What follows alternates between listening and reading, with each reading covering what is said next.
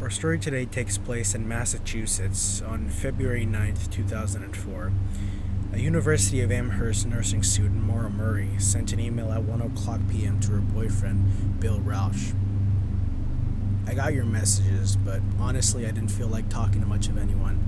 I promised to call today, though. At 2:18 p.m. the same day, she called Bill, but he didn't answer, so she left a voice message, reassuring him that they would speak later.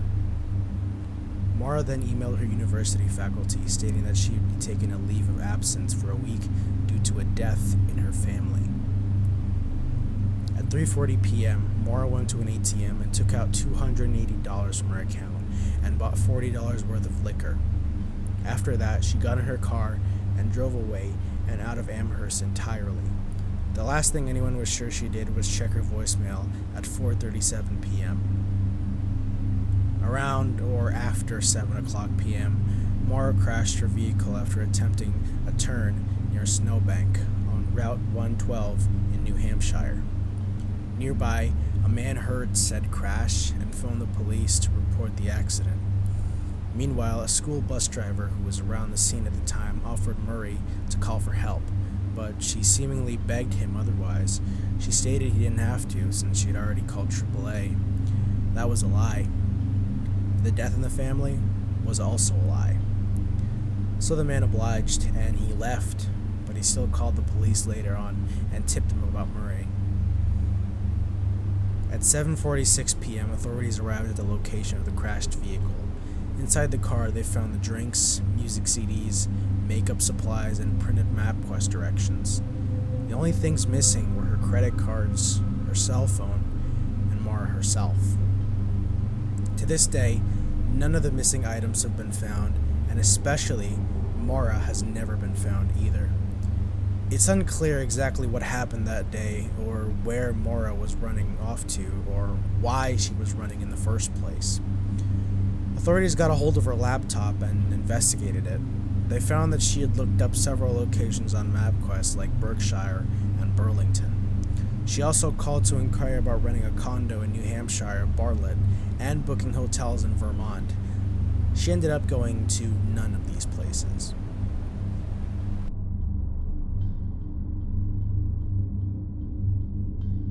On the 8th anniversary of Maura's disappearance, a video was posted on a channel named 112 Dirtbag, titled Happy Anniversary. The video is nothing more than a balding old man with glasses sitting in a dark room with a single light illuminating the corner behind him, and he begins to laugh and laugh and laugh harder. This goes on for nearly a minute before he stops, and then he winks and smirks, and the video ends, but not before text appears reading, Happy Anniversary. Obviously, this is not a good look for this man. Posting a video like this on the 8th anniversary of a girl's disappearance is one thing, but this actually has several layers to it. You may recall that the last place Maura was seen was on Route 112 in New Hampshire. Shortly after she went missing, her father was interviewed about the entire situation, to which the father stated she was kidnapped by dirtbags. 112 Dirtbag starts to make more sense now, huh? The man in the video is named Alden Olson. When this channel was up, he had other videos. One of them was actually titled Maura Murray YouTube.mov. All the video is just a screenshot displaying a ticket for Brentwood Mountain Resort Adult Lodge. At the bottom, it shows that the ticket was purchased on February 11th. This was 2 days after the disappearance of Murray, but this could just be a coincidence. Another peculiar video was titled "No Hope for Mental Wannabe."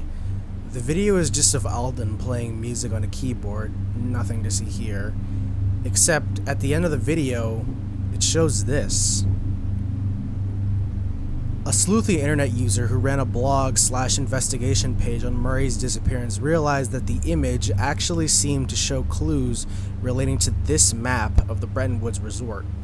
He claimed that the face looked similar to this golf course at the resort, and since the right eye blinked, it can only mean that this is a specific spot of interest. Maybe this is where Murray is now, and maybe Olsen is trying to confess something. But no, not at all. Olsen was investigated by authorities, and they soon came to realize that Olsen is just mentally ill and was only trying to insert himself into the case for public attention. He's not at all responsible for the disappearance of Murray, and he, like the rest of us, probably does not know where she currently is. And we probably won't ever find out, but we've held out for other things before, so we just have to wait.